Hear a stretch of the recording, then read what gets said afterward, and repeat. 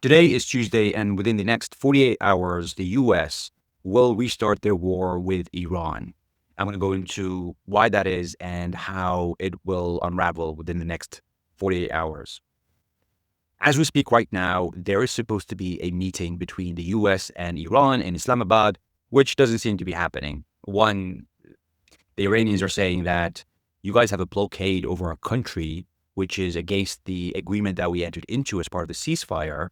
And therefore, if we can't even trust you with a ceasefire, how are we supposed to have a negotiation with you? The U.S. hasn't even sent J.D. Vance and Witkoff and Jared Kushner to Islamabad because they expect the Iranians not to show up. Now, the Iranians are in a bit of a pickle here because they have to show that they want diplomacy, even though they don't believe diplomacy is going to work, because they entered into the ceasefire based on what Trump said, which is that the 10-point plan presented by Iran is workable. And the 10-point plan is a lot of concessions by the U.S. It involves keeping the enriched uranium. It involves removing sanctions. It involves Iran holding the Strait of Hormuz. Now, the idea was never that the U.S. is going to accept all the 10 points presented by Iran, but it was that the U.S. is moving closer to the 10-point plan as opposed to the 15-point plan presented by the U.S., which is basically a surrender by Iran. That's what the U.S. is proposing. The U.S. is proposing that Iran surrenders. They give everything that the U.S. wants and don't really get much in return. Of course, Iran thinks that's ridiculous. And so even though Trump is coming out now and saying he believes there's going to be a deal today, it's not going to happen. There's no one even in Islamabad as of this recording to even negotiate a deal, let alone actually have a signed deal today. And so what's likely to happen is, even if Iran ends up sending a delegation because they have to appear that they don't want war, they want diplomacy to everyone around them, even though Iran sees the U.S. building up its military and rearming and getting ready for war, they still have to not attack first. They have to show that they are participating in the negotiation, even though they know that the U.S. isn't really negotiating. It's just taking the time to resupply. They might send a delegation, but there's not going to be an agreement. And the ceasefire ends within the next 12 hours. Tuesday night, Wednesday morning. So Trump is going to restart the war within the next 48 hours. So either Wednesday morning or Thursday morning, because there's 4 clocks running at the same time together. The first clock is that the ceasefire ends on Wednesday, which is tomorrow. The second clock is that the temperature is rising in the Middle East. It's reaching 35 degrees. So you need to start it as soon as possible, because otherwise the U.S. military is going to suffer. The equipment is going to suffer. You get into summertime, it's going to reach 40, 50 degrees. You can't operate at that level efficiently. And at the same time, the moon is a crescent, which means that it's going to be dark at night and you can actually do what you need to do to land on wherever you need to land. And every day that passes is going to be brighter and brighter and brighter. The third clock is the War Power Act, which states that you have 60 days from when you start a war to basically end it. Otherwise, you need to have congressional authority approval to continue the war after 60 days. 60 days from 28th of Feb, which is when the war started, is the 29th of April, which is next Wednesday. And so to carry out this kind of lost mission, which is to get the 60% enriched uranium from Iran and choke Iran's oil exports to use as leverage in negotiations, you've got a week from today to basically complete that mission. Otherwise, you have to go back to Congress to get approval. That's assuming Trump cares about the Constitution and what you need to do to start a war, continue a war. And the fourth clock is the USS Bush, which is the aircraft carrier. It's the third aircraft carrier that's being deployed to the region and is going to reach the Arabian Sea either tomorrow, Wednesday, or the day after, Thursday. This is where it is right now. This is where the USS Bush is in the east of Africa, and it's moving to the Arabian Sea, where it's joining the Abraham Lincoln to start its attacks on Iran. It's going to reach the Arabian Sea either tomorrow, Wednesday, or the day after, being Thursday. There's also the Gerald Ford, which is in the Red Sea. This is the biggest aircraft the U.S. has. If you remember, it had a fire in the laundry room. Well, that's repaired, and it's in the Red Sea in preparation for Ansarallah closing Bab el-Mandeb over here, which is even shorter than the Strait of Hormuz, to access the Red Sea. So when the Houthis, Ansarallah, close that, the idea is that the Gerald Ford is going to deal with that.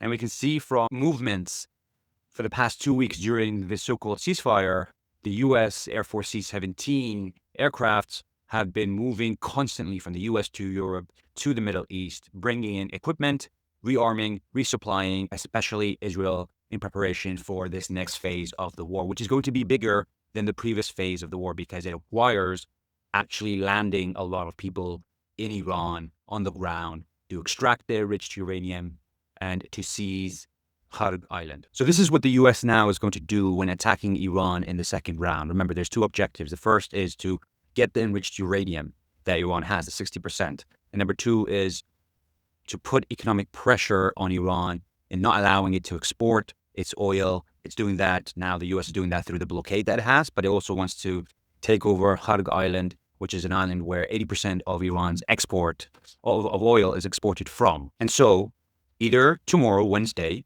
or Thursday night, the mission is going to start by one, having a lot of attacks, Tomahawk missiles and aircraft, JDAMs being used to hit all the defense systems in Kharg Island and in the region around possibly Isfahan, where they think the enriched uranium is. This is before deploying troops on the ground. You have to kind of destroy the defense systems. And there's two ways of destroying the defense systems. One way is to use missiles, kinetic force, to destroy the radar systems, to defense systems. And the other, which is actually going to be used before you do the kinetic war, is to do electronic warfare. And the U.S. does electronic warfare through two types of aircrafts.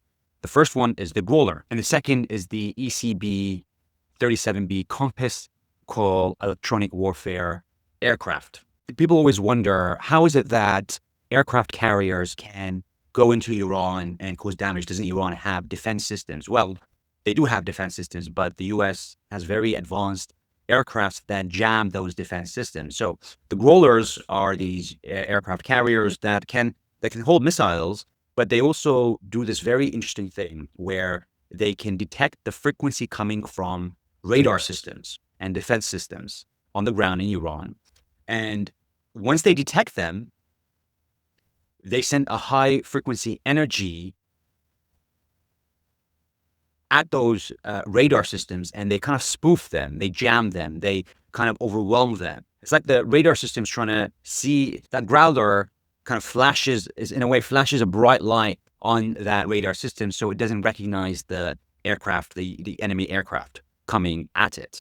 And so it cannot engage. It's very hard for it to engage those U.S. aircraft carriers. So that's what the Growler does. It kind of makes the defense systems obsolete. And then they can either kind of go and do their attacks or even attack the defense system and radar in Iran itself. And at the same time, the Compass Coil electronic warfare, hasn't been deployed before. This is the newest type of aircraft that jams communication.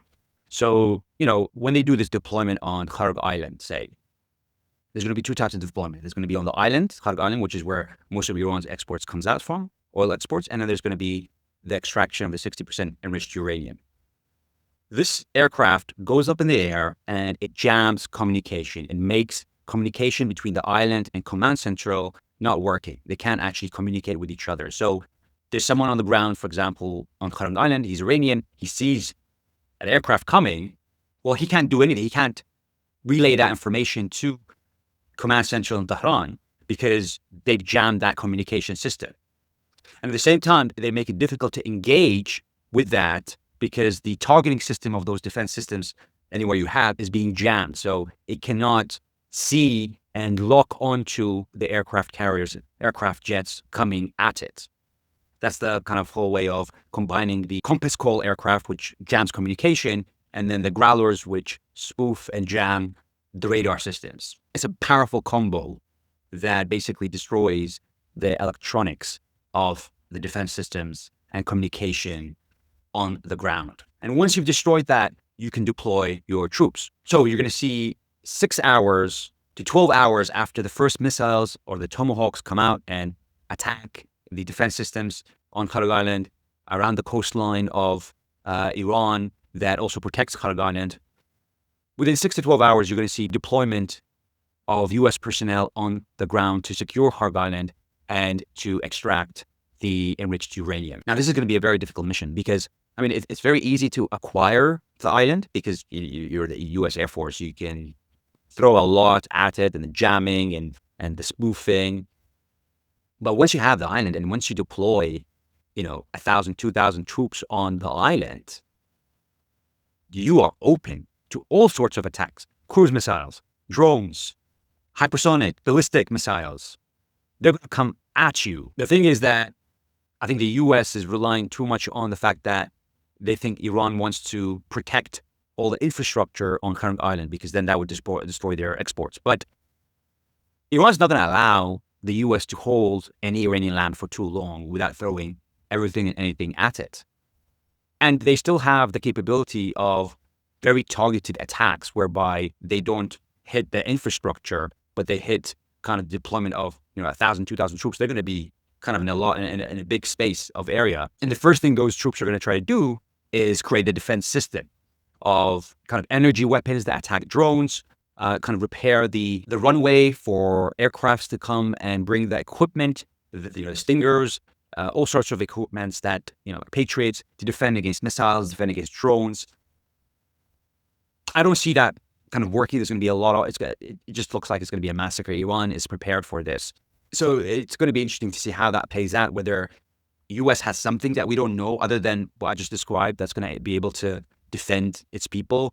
Will Iran have something the U.S. is not expecting that will make holding the island without massive casualties possible? We're going to find out in the next 48 hours.